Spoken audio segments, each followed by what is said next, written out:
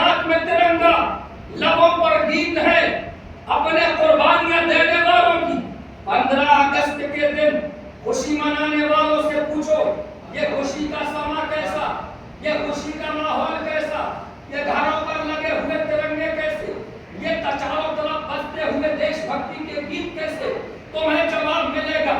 کیا تم نہیں جانتے ہو آج کا دن وہ دن ہے کہ ہم پر جو انگریز مسلط تھے اور انگریزوں کی وجہ سے ہم جو غلامی کی زندگی گزار رہے تھے، اللہ نے اس غلامی سے ہمیں آزاد کر دیا، ایک نعمت ملی ہے۔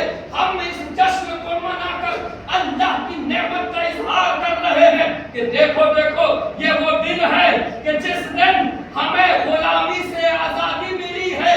ارے تو میں یہ جواب دینا چاہتا ہوں، یہاں غلامی سے آزادی ملی تھی تو جشن منایا جاتا ہے، اور وہاں 1400 سال پہلے یہ دنیا آزاد تھی، اسے مصطفیٰ کی غلامی۔ واہ واہ واہ واہ، سبحان اللہ سبحان اللہ، اے ہے واہ واہ واہ، اور مصطفیٰ کی غلامی ملے تو جشن، اے ہے واہ واہ، سبحان اللہ سبحان اللہ۔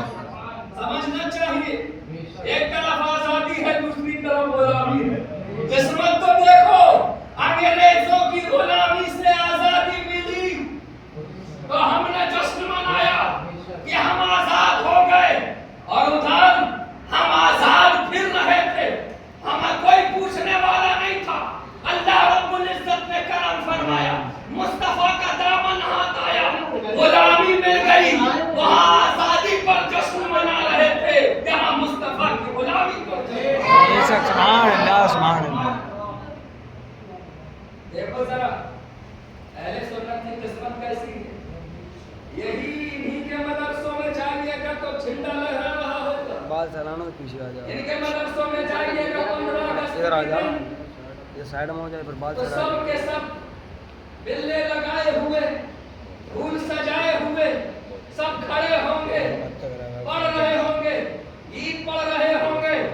ذرا ان سے پوچھ کے آؤ یہ قرآن میں کہاں لکھا ہے، یہ حدیث میں کہاں لکھا ہے کہ اگر دیش آزاد ہو جائے تو آزادی کا جشن مناؤ، اگر ملک آزاد ہو جائے تو آزادی کا جشن مناؤ؟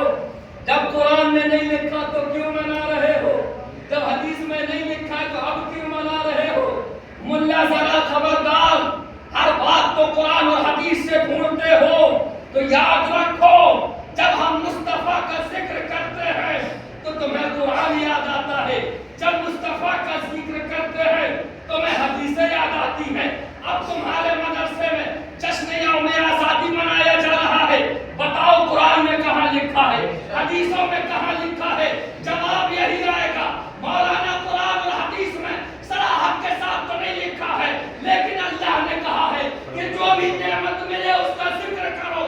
ہم ذکر کر رہے ہیں تو ہم جواب دیتے ہیں، ہم بھی تو یہی سمجھا رہے ہیں، تمہیں آزادی ملی ہے، تمہیں آزادی مبارک ہو، ہمیں غلامی ملی ہے، ہمیں مصطفیٰ کی غلامی ملی ہے۔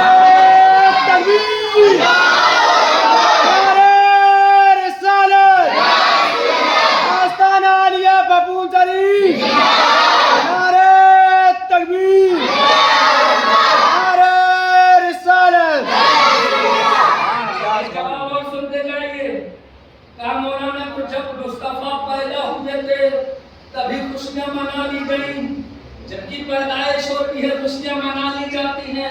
اب 1400 سال پہلے تو مصطفیٰ بعد میں تو پیدا نہیں ہو رہے ہیں، 1400 سال پہلے پیدائش ہوئی تھی، خوشی منا لی گئی۔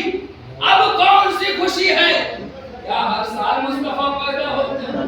کیا ہر سال رسول اللہ پیدا ہوتے ہیں؟ کیا ہر سال مصطفیٰ کی ولادت ہوتی ہے؟ تو پھر ہر سال پیدائش کا جشن کیسا؟ ہر سال میلاد کا جشن کیسا؟